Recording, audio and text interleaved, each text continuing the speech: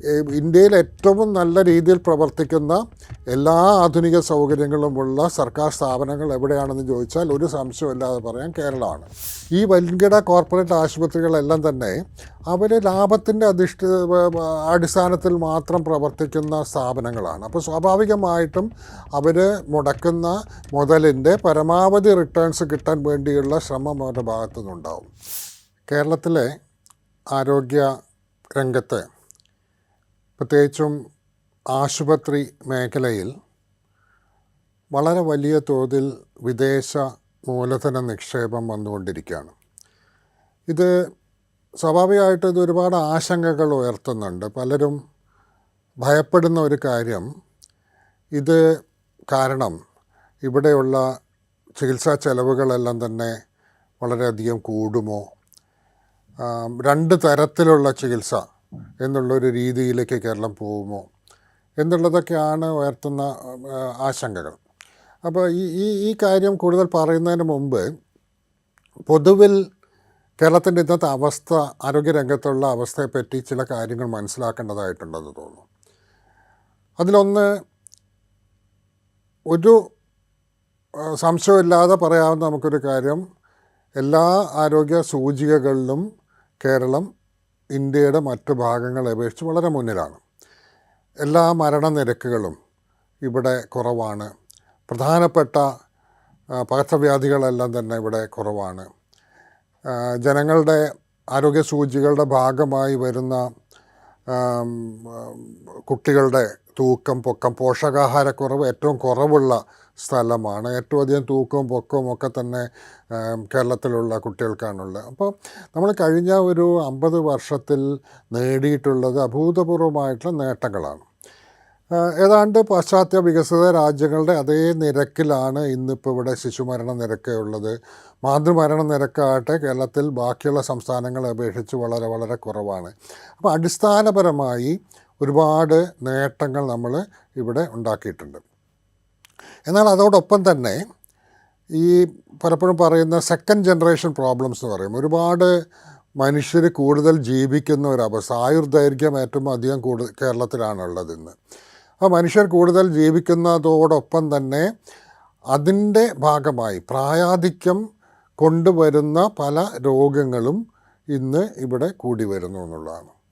പ്രായാധിക്യം കൊണ്ട് മാത്രമല്ല, എല്ലാം പ്രായമായവരിൽ മാത്രമല്ല, മറ്റുള്ള ഈ പ്രധാനമായും രണ്ട് കാര്യങ്ങൾ, ഈ കൂടുതൽ സാമ്പത്തിക വരുമാനം ശേഷിയുള്ളത് കൊണ്ടും കൂടുതൽ ഭക്ഷണം കഴിക്കുന്നത് കൊണ്ടും, അതോടൊപ്പം തന്നെ മുമ്പത്തെ അത്ര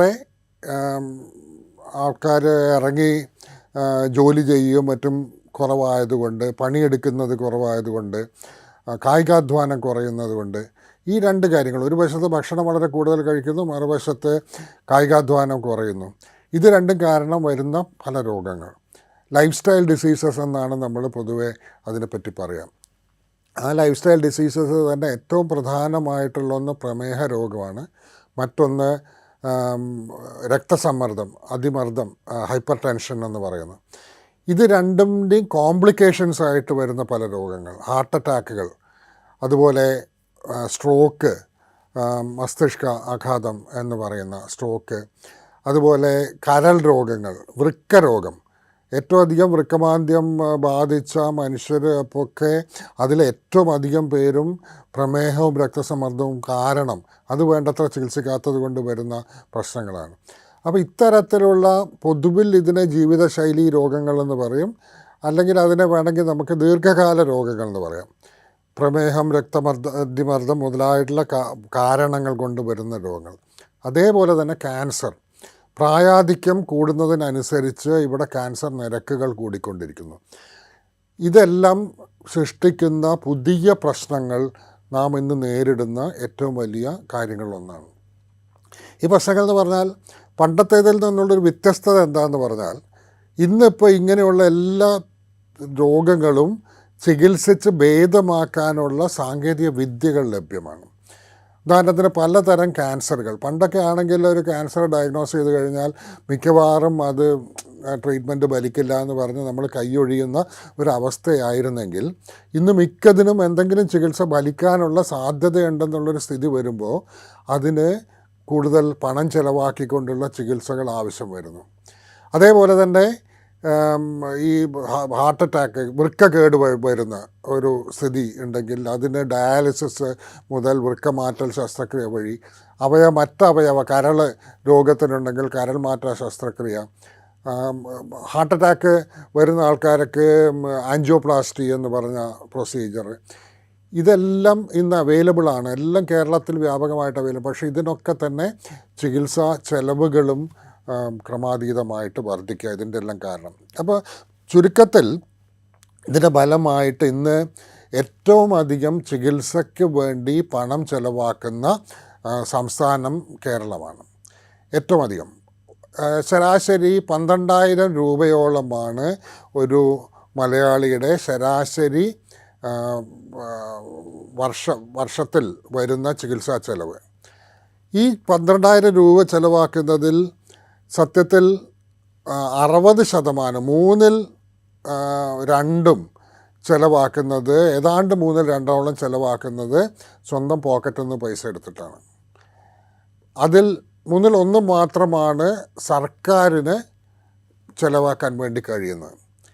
ഇത് സർക്കാരിൻ്റെ ഒരു കുറ്റമായിട്ട് പറയാൻ പറ്റില്ല. കാരണം സർക്കാർ ഏറ്റവും അധികം ആരോഗ്യത്തിന് വേണ്ടി പണം ചിലവാക്കുന്ന സർക്കാരും കേരളം തന്നെയാണ്. കേരളത്തിലെ സർക്കാർ മറ്റുള്ള എല്ലാ സംസ്ഥാനങ്ങളെ അപേക്ഷിച്ച് കൂടുതൽ പണം ആരോഗ്യത്തിന് വേണ്ടി ചിലവാക്കുന്നുണ്ടെങ്കിൽ പോലും അത് കേരളത്തിലുള്ള മനുഷ്യരുടെ ആവശ്യത്തിൻ്റെ 1/3 മാത്രമേ ആവുന്നുള്ളൂ എന്നുള്ളതാണ്. ഇതാണ് നമ്മൾ നേരിടുന്ന ഏറ്റവും വലിയ പ്രശ്നം. ഇത്രയധികം സർക്കാർ ചിലവാക്കിയിട്ട് പോലും മുഴുവനായിട്ട് നമുക്ക് കവർ ചെയ്യാൻ വേണ്ടി കഴിയുന്നില്ല. 1-2 പേര് ഇതിന് സിസ്റ്റത്തിന് പുറത്താണ് പണം ചിലവാക്കുന്നത്. എന്നിട്ടോ നമ്മുടെ ആരോഗ്യ സ്ഥാപനങ്ങളെല്ലാം തന്നെ ഫുള്ളാണ്. സർക്കാരായാലും സ്വകാര്യ സ്ഥാപനങ്ങളായാലും. മെഡിക്കൽ കോളേജുകളിൽ, സർക്കാർ മെഡിക്കൽ കോളേജുകളിലൊക്കെ പോയി കഴിഞ്ഞാൽ ഭയങ്കര തിക്കും തിരക്കുമാണ്. കാരണം അത്രയധികം രോഗികളുണ്ട്. മറുവശത്ത് സ്വകാര്യ സ്ഥാപനങ്ങളിലും അതേപോലെ തിരക്കുകളും മറ്റും അനുഭവപ്പെട്ടുകൊണ്ടിരിക്കുന്നു. അപ്പോൾ ഇതിൻ്റെ ഫലമായിട്ട് ഏറ്റവും അധികം പണം ചെലവാക്കുന്ന സംസ്ഥാനം എന്നുള്ള ഒരു സ്ഥിതി നമുക്ക് വരുന്നു. ഈ ഒരു അവസ്ഥയിലാണ് നമ്മുടെ ഇവിടെ ഈ ആരോഗ്യ മേഖലയിലേക്ക് പുതിയ ഫിനാൻഷ്യൽ ക്യാപിറ്റൽ എന്ന് പറഞ്ഞാൽ, നമ്മുടെ ഇപ്പോൾ ഉള്ള ആരോഗ്യ മേഖല നോക്കിക്കഴിഞ്ഞാൽ ഒരു വശം നമുക്ക് സർക്കാർ സ്ഥാപനങ്ങളുണ്ട്. വളരെ ഇന്ത്യയിൽ ഏറ്റവും നല്ല രീതിയിൽ പ്രവർത്തിക്കുന്ന എല്ലാ ആധുനിക സൗകര്യങ്ങളുമുള്ള സർക്കാർ സ്ഥാപനങ്ങൾ എവിടെയാണെന്ന് ചോദിച്ചാൽ ഒരു സംശയമില്ലാതെ പറയാൻ കേരളമാണ്. ഒരു സംശയം വേണ്ട. കേരളത്തിലെ ഒരു ജില്ലാ ആശുപത്രിയിൽ പോലും ട്രാൻസ്പ്ലാന്റ് സർജറി ചെയ്യുന്നു എന്ന് പറഞ്ഞാൽ അത് വേറെ ഒരു സ്ഥലത്ത് നമുക്ക് സങ്കല്പിക്കാൻ പോലും കഴിയാത്ത അവസ്ഥയാണ് ഇവിടെയുള്ളത്. അത്രമാത്രം നമ്മുടെ സർക്കാർ മേഖല കഴിഞ്ഞ ഒരു 1-2 ദശകങ്ങൾക്കുള്ളിൽ അത്രയും അധികം പുരോഗമിച്ചിട്ടുണ്ട്. പക്ഷെ അതേസമയം എല്ലാവരെയും മീറ്റ് ചെയ്യാൻ വേണ്ടി കഴിയാത്ത ആ ഒരു അവസ്ഥയും നിലനിൽക്കുന്നു. അപ്പോൾ ഇങ്ങനെയുള്ളൊരു സന്ദർഭത്തിൽ രോഗികൾ വളരെ ആധിക്യമുണ്ട്, ചിലവേറിയ ചികിത്സകൾ കൂടുതലുണ്ട് എന്നുള്ള ഒരു സ്ഥിതിവിശേഷത്തിലാണ് ഇവിടെ പ്രത്യേകിച്ചും ഇവിടെയുള്ള വൻകിട ആശുപത്രികൾ, സ്വകാര്യ കോർപ്പറേറ്റ് ആശുപത്രി എന്ന് നമ്മൾ വിളിക്കുന്ന വൻകിട ആശുപത്രികളിലേക്ക് വലിയ തോതിൽ വിദേശ ഫിനാൻസ് മൂലധനം വന്നുകൊണ്ടിരിക്കുന്നു. പല കമ്പനികൾ, ഇപ്പോൾ KKR എന്ന് പറഞ്ഞ കമ്പനിയുണ്ട്, ബ്ലാക്ക് സ്റ്റോൺ എന്ന് പറഞ്ഞ കമ്പനിയുണ്ട്, സിംഗപ്പൂരും ദുബായിലും ബേസ് ചെയ്തിട്ടുള്ള കമ്പനികളുണ്ട്. ഇങ്ങനെയുള്ളവരൊക്കെ തന്നെ കേരളത്തിലെ ഈ ആശുപത്രികളിൽ പല ആശുപത്രികളും വാങ്ങിക്കൊണ്ടിരിക്കുകയാണ്. 70%, 80% ഷെയറുകൾ വാങ്ങിക്കൊണ്ട് അവരത് സ്വന്തമാക്കിക്കൊണ്ടിരിക്കുകയാണ്. അപ്പോൾ ഇതിൻ്റെ ഫലം എന്തായിരിക്കും എന്നുള്ളതാണ് ഏറ്റവും അധികം ആശങ്ക ഉയർത്തുന്ന ഒരു അവസ്ഥ. ഇപ്പം തന്നെ ചികിത്സാ ചെലവുകൾ കൂടുതലാണെന്നുള്ളൊരു ഇതുണ്ട്. കേരളം എന്ന് ഞാൻ നേരത്തെ പറഞ്ഞ പോലെ ഏറ്റവും അധികം പണം നമ്മളാണ് ചിലവാക്കുന്നത്. അത് ഇനിയും വർദ്ധിക്കാൻ പോവുകയാണോ എന്നുള്ളതാണ് ഒരു ആശങ്ക. അതിൻ്റെ ആശങ്ക ആസ്ഥാനത്താണെന്ന് പറയാൻ കാര്യമില്ല. കാരണം ഈ വൻകിട കോർപ്പറേറ്റ് ആശുപത്രികളെല്ലാം തന്നെ അവർ ലാഭത്തിൻ്റെ അടിസ്ഥാനത്തിൽ മാത്രം പ്രവർത്തിക്കുന്ന സ്ഥാപനങ്ങളാണ്. അപ്പോൾ സ്വാഭാവികമായിട്ടും അവർ മുടക്കുന്ന മുതലിൻ്റെ പരമാവധി റിട്ടേൺസ് കിട്ടാൻ വേണ്ടിയുള്ള ശ്രമം അവരുടെ ഭാഗത്തു നിന്നുണ്ടാവും. അപ്പോൾ അങ്ങനെ വരുമ്പോൾ 1-2 ചോദ്യങ്ങൾ വരുന്നുണ്ട്. ഇവരാരെയാണ് ടാർഗറ്റ് ചെയ്യുന്നത്? ആ ടാർഗറ്റ് ചെയ്യുന്ന ആൾക്കാരെ വേണ്ടത്ര ഈ ആശുപത്രികളിലേക്ക് വരുമോ? ഇവിടെ മാത്രമാണ് പല നൂതന ചികിത്സാ സംവിധാനങ്ങളും ഉള്ളെങ്കിൽ ആൾക്കാർ നിർബന്ധിതരാവില്ലേ അവിടെ പോവാൻ? മുതലായിട്ടുള്ള പുതിയ ചോദ്യങ്ങളാണ് നമ്മുടെ മുന്നിൽ വന്നുകൊണ്ടിരിക്കുന്നത്. 2 വിധത്തിൽ ഇതിനെ കാണാൻ വേണ്ടി കഴിയും. ഒന്നുകിൽ ഇവരെ ടാർഗറ്റ് ചെയ്യുന്ന പ്രധാനമായിട്ടും വിദേശികളെ, അതായത് ഒരു ഫിനാൻഷ്യൽ ടൂറിസം എന്നുള്ള രീതിയിൽ, മെഡിക്കൽ ടൂറിസം എന്നുള്ള രീതിയിൽ പുറത്തുനിന്ന് ആൾക്കാരെ കൊണ്ടുവന്ന് കേരളത്തിലുള്ള ഈ ആസ്പത്രികളിൽ ചികിത്സിപ്പിക്കുകയാണെങ്കിൽ അവരുടെ രാജ്യങ്ങളിൽ അതിൻ്റെ ചികിത്സയ്ക്ക് വേണ്ടി ചിലവാകുന്നേക്കാൾ കുറഞ്ഞ പണത്തിന് ഇവിടെ ചികിത്സിക്കാൻ വേണ്ടി കഴിയും. അപ്പോൾ അതാണോ ഉദ്ദേശമെന്നുള്ളതൊന്ന് അല്ല. അതോ കേരളത്തിൽ തന്നെയുള്ള ആൾക്കാരുടെ, പ്രത്യേകിച്ചും പണം കൂടുതലുള്ള ആൾക്കാർ, കൂടുതൽ പൈസ ചിലവാക്കാൻ തയ്യാറുള്ള ആൾക്കാരിൽ മാത്രം ടാർഗറ്റ് ചെയ്തുകൊണ്ട് കൂടുതൽ അവരിൽ ടാർഗറ്റ് ചെയ്തുകൊണ്ടാണോ ചെയ്യുന്നത്? രണ്ടായാലും നമ്മൾ നേരിടാൻ പോകുന്ന ഒരു പ്രശ്നം, ഈ സ്ഥാപനങ്ങളിലെല്ലാം വളരെ താരതമ്യേന ഇന്നുള്ളതിനേക്കാൾ ഉയർന്ന ചികിത്സാ ചെലവുകൾ ഉണ്ടാവുന്നുള്ള കാര്യത്തിൽ യാതൊരു തർക്കവുമില്ല. ആ ഉയർന്ന ചികിത്സാ ചെലവുകൾ പല രീതിയിലുണ്ട്. കാരണം ഈ കോർപ്പറേറ്റ് സെക്ടർ ആശുപത്രികളിൽ വ്യാപകമായിട്ട് പലപ്പോഴും ഉണ്ടായിട്ടുള്ളൊരു ആരോപണങ്ങൾ എന്താണെന്ന് പറഞ്ഞാൽ, പലപ്പോഴും ആവശ്യത്തിനല്ലാതെ, അത് ആവശ്യത്തിനപ്പുറം അനാവശ്യമായിട്ടുള്ള ടെസ്റ്റുകൾ ചെയ്യുക, അനാവശ്യമായിട്ടുള്ള ചികിത്സകൾ ചെയ്യുക മുതലായിട്ടുള്ള കാര്യങ്ങൾ ചെയ്യുന്നുണ്ട് എന്നുള്ളൊരു ആരോപണം നിലവിൽ നിൽക്കുന്നുണ്ട്. ഉദാഹരണത്തിന് ഒരു ആൻജിയോപ്ലാസ്റ്റി എന്ന് പറഞ്ഞ സർജറി, ശരിക്കും ആൻജിയോപ്ലാസ്റ്റി വളരെ നല്ല ഇതാണ്, വളരെ അത്യാവശ്യമാണ്. ഹാർട്ട് അറ്റാക്ക് വന്ന ഒരു രോഗിക്ക് ഇമ്മീഡിയറ്റ് ആയിട്ടുള്ള ചികിത്സയ്ക്ക് ഏറ്റവും പറ്റിയ മാർഗം തന്നെയാണ്. പക്ഷേ അതിനേക്കാൾ ആവശ്യമില്ലാത്ത ചെറിയൊരു ബ്ലോക്ക് ഉണ്ടെങ്കിൽ പോലും ശരി, നമുക്കൊരു ആൻജിയോപ്ലാസ്റ്റി ചെയ്ത് കളയാമെന്ന് പറഞ്ഞാൽ ഇത് കൂടുതൽ ചെയ്യുന്നൊരവസ്ഥ. അങ്ങനെയുള്ള അമിതമായിട്ടുള്ള ടെസ്റ്റുകൾ ചെയ്യുക, അമിതമായിട്ടുള്ള ചികിത്സ ചെയ്യുക മുതലായിട്ടുള്ള കാര്യങ്ങളിലേക്ക് പോകുമോ? കാരണം പലപ്പോഴും മുമ്പത്തെ നമ്മുടെ സാധാരണ ഒരു പരമ്പരാഗത ആശുപത്രികൾ പലപ്പോഴും ഡോക്ടർ മാനേജ്മെൻറ്റിൻ്റെ കീഴിലുള്ള ആശുപത്രികളിൽ ഡോക്ടേഴ്സാണ് ഡിസിഷൻസൊക്കെ എടുത്തിരുന്നതെങ്കിൽ ഇന്നിപ്പോൾ അതിൽ നിന്ന് മാറി വേറൊരു മാനേജ്മെൻറ്റുകളാണ് ഈ ഡിസിഷൻ എടുക്കുന്നത്. അവരാണ് ഡോക്ടർമാരോട് പറയുന്നത്, ഡോക്ടർ ഇത്രയാണ് നിങ്ങളുടെ ഈ മാസത്തെ ടാർഗറ്റ്, ഈ ടാർഗറ്റ് മീറ്റ് ചെയ്യണം എന്ന് പറഞ്ഞാൽ അങ്ങനെ ടാർഗറ്റ് ഡ്രിവണായിട്ട് ഈ ആരോഗ്യരംഗം ശരിക്കും അത്തരത്തിലൊരു ടാർഗറ്റ് ഡ്രിവണായിട്ട് ഒരിക്കലും നടത്താൻ പാടില്ലാത്തതാണ്. അങ്ങനെ അല്ല പണ്ടൊന്നും ചെയ്തിരുന്നത്. എന്നാൽ അതിലേക്കുള്ളൊരു മാറ്റം വരുമോ എന്നുള്ളതാണ് നമ്മുടെ മുന്നിലുള്ള ഏറ്റവും വലിയൊരു ആശങ്ക. അങ്ങനെ വരികയാണെങ്കിൽ ഈ ചികിത്സാ ചെലവുകൾ വളരെ കൂടുകയാണെങ്കിൽ അങ്ങനെയുള്ള ആസ്പത്രികളിലൊന്നും തന്നെ ഇവിടെയുള്ള ആൾക്കാർക്ക് പലർക്കും വലിയൊരു സെക്ഷന് പോകാൻ വേണ്ടി കഴിയില്ല എന്നുള്ളത് ഇപ്പം തന്നെ പ്രശ്നമുണ്ട്. ഇപ്പം തന്നെ കോർപ്പറേറ്റ് സെക്ടറിലുള്ള പ്രൈവറ്റ് ആശുപത്രികളിൽ പലതിലും സാധാരണ ജനങ്ങൾക്ക് പോയി കഴിഞ്ഞാൽ അവരുടെ ഏതാനും ദിവസങ്ങൾക്കുള്ളിൽ തന്നെ പണം മുഴുവൻ തീർന്നു പോവുകയും പിന്നീട് സർക്കാർ ആശുപത്രിയിലേക്ക് ഓടിപ്പോകേണ്ട സ്ഥിതിയും ഇപ്പം തന്നെ ഉണ്ട്. അത് കൂടുതൽ വഷളാവുമോ എന്നുള്ളതാണ് നമ്മൾ നേരിടുന്ന ഒരു പ്രശ്നം. പക്ഷേ അതേസമയം വളരെ ഇപ്പോൾ ക്യാൻസറിൻ്റെ രംഗത്ത് വളരെ നൂതനമായിട്ടുള്ള ചില ചികിത്സാ രീതികളുണ്ട്. ആ ചികിത്സാ രീതികളെല്ലാം ഈ പുതിയ ടെക്നോളജികൾ വരിക ആദ്യം ഇത്തരത്തിലുള്ള ആശുപത്രികളിലായിരിക്കും. ഇപ്പോൾ ഞാനൊരു ഉദാഹരണം പറഞ്ഞാൽ, പലതരം ക്യാൻസറുകൾക്കുള്ള പ്രത്യേകിച്ചും ചില പ്രത്യേകതരം രക്തത്തിന് ഒക്കെ വരുന്ന ക്യാൻസറുകൾക്കുള്ള ഏറ്റവും നൂതനമായിട്ടുള്ള ചികിത്സ, ഫലപ്രദമാണ്, നൂതനമാണ് ഒരു ചികിത്സയാണ് കാർ-ടി തെറാപ്പി എന്ന് പറഞ്ഞ കാർ-ടി ചികിത്സ. അനേക ലക്ഷം ചെലവ് വരുന്ന ചികിത്സയാണത്.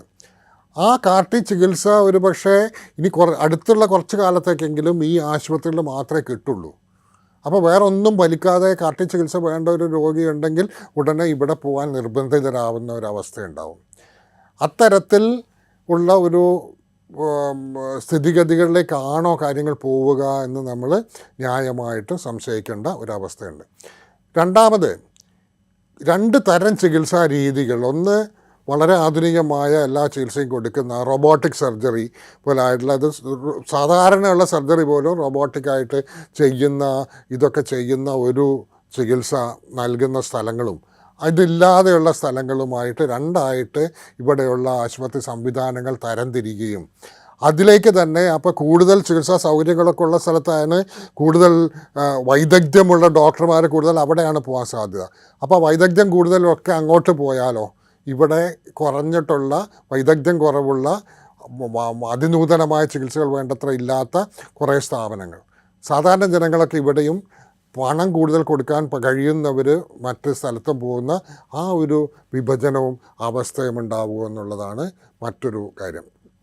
അപ്പോൾ ഇതുകൊണ്ടുള്ള ഗുണങ്ങളും ദോഷങ്ങളും നോക്കിയാൽ ഗുണമായിട്ട് വേണമെങ്കിൽ പറയാവുന്ന ഒരേ ഒരു കാര്യം, സാമ്പത്തികമായി കേരളത്തിന് മൊത്തത്തിൽ നോക്കിയാൽ ഈ പ്രത്യേകിച്ച് മെഡിക്കൽ ടൂറിസം വഴി കൂടുതൽ രോഗികളൊക്കെ വരുന്നുണ്ടെങ്കിൽ അതിനും അനുബന്ധമായ രീതിയിൽ കൂടുതൽ ഇവിടുത്തെ സമ്പത്തിൽ ഒരു വികസനം ഉണ്ടാവും എന്നുള്ളത് ഒരു ഗുണമായിട്ട് പറയാം. മറുവശത്ത് ചികിത്സ കൂടുതൽ പലർക്കും അപ്രാപ്യമാവുക, ചികിത്സ കൂടുതൽ എക്സ്പെൻസീവ് ആവുക മുതലായിട്ടുള്ള കാര്യങ്ങളും ഇതോടൊപ്പം തന്നെ സംഭവിക്കാനുള്ള സാധ്യത വളരെ കൂടുതലാണ്. മറ്റൊരു കാര്യം സംഭവിക്കാം, കാരണം വളരെ അമിതമായിട്ട് ഇവർ ചികിത്സാ നിരക്കുകൾ കൂട്ടിക്കഴിഞ്ഞാൽ ആ രോഗികൾ വേണ്ടത്ര അവിടെ പോകാത്തത് കൊണ്ട് ഹോൾ സിസ്റ്റം കൊളാപ്സ് ചെയ്ത് പോയി അവർ വിറ്റ് സ്ഥലം വിടേണ്ടി വരുന്ന ഒരവസ്ഥയും വരാം.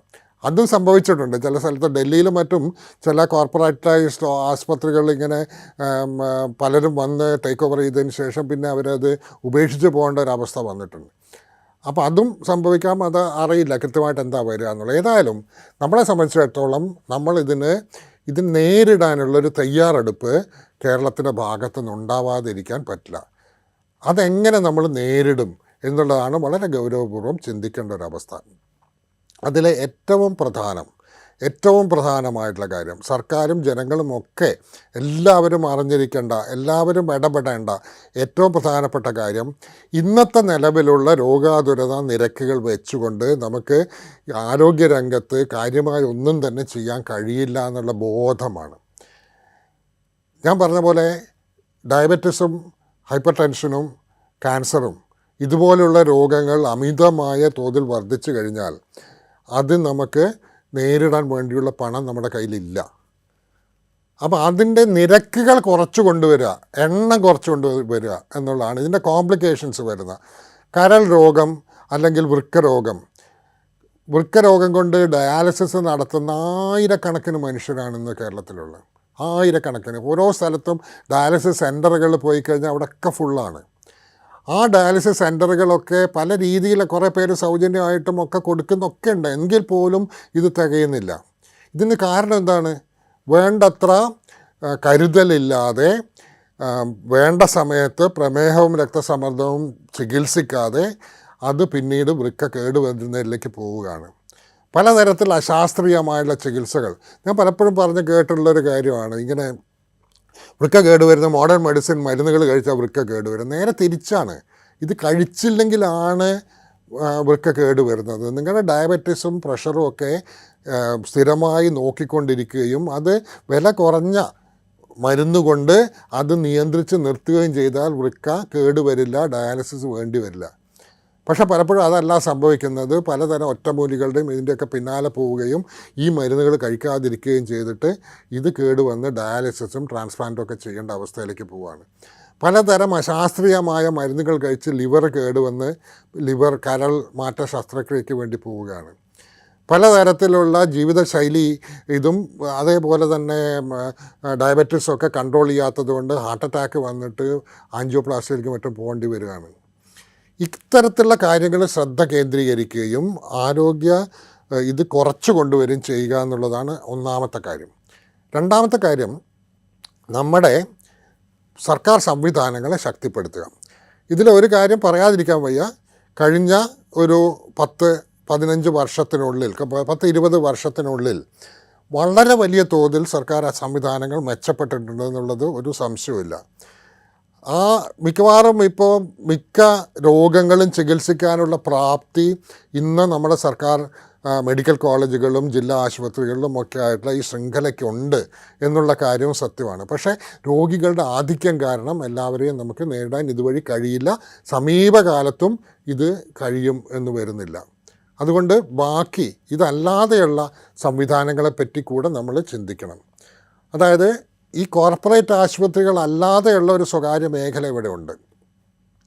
ഇപ്പോൾ പല സ്ഥലത്ത് പോയി കഴിഞ്ഞാൽ ഈ മിഷനറി സംവിധാനത്തിൽ നടക്കുന്ന ഒരു വലിയ ആശുപത്രി ശൃംഖലയുണ്ട്. ഇപ്പോൾ കൊച്ചിയിലെല്ലാം പോയി കഴിഞ്ഞാൽ വൻകിട ആശുപത്രികൾ തന്നെയുണ്ട്, വലിയ ആശുപത്രികളുണ്ട് മിഷനറി. പക്ഷേ അത് കോർപ്പറേറ്റ് മേഖലയിലെ മാതിരി വളരെ പണം ചികിത്സാ ഫീസും ഒന്നും ഇല്ലാതെ നടക്കുന്ന, ഞാൻ ആശുപത്രികളുടെ പേര് പറയുന്നില്ല, അപ്പോൾ കൊച്ചി നഗരം പോയി കഴിഞ്ഞാൽ 2, 3, 4 അങ്ങനെയുള്ള ആശുപത്രികൾ കാണാൻ വേണ്ടി കഴിയും. അതുപോലെ കേരളത്തിൽ ഒരു കോപ്പറേറ്റീവ് മേഖലയിലുള്ള വലിയൊരു ശൃംഖല തന്നെയുണ്ട്, വൻകിട ആശുപത്രി, വലിയ ആശുപത്രികൾ. അത് അവിടെയും ടെർഷറി കെയറൊക്കെ തന്നെ കിട്ടുന്ന തരത്തിലുള്ള വലിയ ആശുപത്രികളുണ്ട്. പക്ഷേ ഇന്നുള്ള കോർപ്പറേറ്റ് മേഖലയിലുള്ള ആശുപത്രികളുമായി കിടപിടിക്കാൻ തക്കമുള്ള സൗകര്യങ്ങൾ അവിടെയൊക്കെ ഉണ്ടോ ചോദിച്ചാൽ ഇല്ല എന്നുള്ളതാണ് വസ്തുത. പക്ഷേ ആ സൗകര്യങ്ങൾ എങ്ങനെ ഉണ്ടാക്കിയെടുക്കും എന്നുള്ളതിനെപ്പറ്റി ഗൗരവപൂർവ്വമായ ചിന്ത നമ്മളുണ്ടാവണം. അതിനും സർക്കാരിൻ്റെ സഹായം. സർക്കാർ അപ്പോൾ ഒരു വശത്ത് സർക്കാർ സംവിധാനങ്ങളെ മെച്ചപ്പെടുത്തുക, അതിനു വേണ്ടി പണം കൂടുതൽ ചിലവാക്കുക എന്നുള്ളതോടൊപ്പം തന്നെ എങ്ങനെ നമുക്ക് ഇത്തരത്തിലുള്ള അതിന് എന്ത് സംവിധാനം വേണമെന്ന് ആലോചിക്കാം. വേണമെങ്കിൽ ഒരു സോഷ്യൽ സെക്യൂരിറ്റി ഇൻഷുറൻസോ അത്തരത്തിലുള്ളൊരു സ്കീമോ ഉപയോഗിച്ചുകൊണ്ട് ഈ ചിലവേറിയ ചികിത്സകൾക്ക് വേണ്ടി മാത്രം ഉള്ള ഒരു സോഷ്യൽ സെക്യൂരിറ്റി ഇൻഷുറൻസ് സ്കീം, ചുരുങ്ങിയ പ്രീമിയത്തിൽ ഇൻഷുറൻസ് സ്കീം നടത്തി ഈ ആശുപത്രികൾ വഴി അത് ഡെലിവർ ചെയ്യുന്ന ഒരു സിസ്റ്റമോ, അത്തരത്തിൽ ഈ ഒരു ശൃംഖല കോപ്പറേറ്റീവ് ആശുപത്രികൾ, മിഷനറി ആശുപത്രികൾ, അതുപോലെ സൗജന്യമായി സേവനങ്ങൾ നൽകുന്ന പലതരം ആശുപത്രികളെ ആ സെഗ്മെൻറ്റിനെ ശക്തിപ്പെടുത്തുക. ഈ സെഗ്മെൻറ്റും സർക്കാർ മേഖലയും തമ്മിൽ ഒരു ഒന്നിച്ച് പ്രവർത്തിക്കുന്ന, പല രംഗത്തും രോഗാതുരത കുറയ്ക്കുന്നതിലും ചികിത്സ നൽകുന്നതിലും ഒക്കെ ഉള്ള ഒരു സംവിധാനം, ഒന്നിച്ച് പ്രവർത്തിക്കുന്ന സംവിധാനം ഉണ്ടാക്കിയെടുക്കുക. ഇതെല്ലാം തന്നെയാണ് നമ്മുടെ മുന്നിൽ വരുന്ന പ്രശ്നങ്ങൾ. ഇത് നേരിടുക, ഇത്തരത്തിൽ ഇവയെ ശക്തിപ്പെടുത്തിക്കൊണ്ട് മാത്രമേ നമുക്ക് ഈ ചികിത്സാ ചെലവിൻ്റെ ഇതായിട്ടുള്ള പ്രശ്നത്തെ നേരിടാൻ വേണ്ടി കഴിയുള്ളൂ. അതേപോലെ വലിയ ഒരു ക്യാമ്പയിൻ, രോഗാതുരത നിരക്കുകൾ കുറച്ചു കൊണ്ടുവരാൻ വേണ്ടിയുള്ള ഒരു വൻകിട ക്യാമ്പയിൻ അങ്ങനെ ചെയ്യുകയാണെങ്കിൽ കേരളത്തിലെ ജനങ്ങളുടെ ഭൂരിഭാഗം ആരോഗ്യ ആവശ്യങ്ങളും ഈ സംവിധാനത്തിലൂടെ, സർക്കാർ സംവിധാനത്തിലൂടെ, ഈ ഞാൻ നേരത്തെ പറഞ്ഞ സ്വകാര്യ സംവിധാനത്തിലൂടെയും നമുക്ക് നേരിടാൻ കഴിയും. ബാക്കി വരുന്ന ഇതൊന്നും പോരാ, വളരെ ലക്ഷറി വേണം. ഇപ്പോൾ 5 സ്റ്റാർ ഹോട്ടലിൽ പോയി താമസിക്കുന്ന ആൾക്കാരില്ലേ, അതുപോലെയുള്ളവർ തീർച്ചയായിട്ടും ഇതിൽ പോയിക്കോട്ടെ. അതിന് പുറമെ മെഡിക്കൽ ടൂറിസം വരുന്നുണ്ടെങ്കിൽ അതുവഴി പോയിക്കോട്ടെ. പക്ഷേ അതല്ലാതെയുള്ളൊരു സംവിധാനം ഇവിടെ ഉണ്ടാക്കിയെടുക്കുക എന്നുള്ളത് സർക്കാരിൻ്റെ മുന്നിലുള്ള വലിയൊരു വെല്ലുവിളിയാണ്. സർക്കാരിൻ്റെ മാത്രമല്ല, ജനങ്ങളുടെ മുന്നിലുള്ള ഏറ്റവും വലിയൊരു വെല്ലുവിളിയാണ്.